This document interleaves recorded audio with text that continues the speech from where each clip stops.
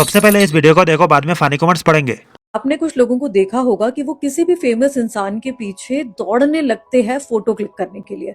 वो इंसान उनको जानता भी नहीं है। वो जो भी सेलिब्रिटी है परेशान हो रहा है कि मेरे पीछे क्यों भाग रहे हो आप फोटो लेने के लिए, उसको फोटो नहीं क्लिक करानी है तब भी आप पीछे पीछे भाग रहे हैं, भीड़ में कहीं धक्के खा रहे हैं फोटो लेने के लिए। तो इससे ना आपके ग्रह खराब होते हैं, सूर्य, रुको राहु, जरा, शुक्र, सबर तीनों करो। ग्रह खराब होंगे। जो फेम और पावर के लिए आप शायद अंदर ही अंदर तरस रहे हैं। तो चलिए शुरू करते हैं। आपका दोनों राहु केतु देख के मेरा मंगल खड़ा हो गया है।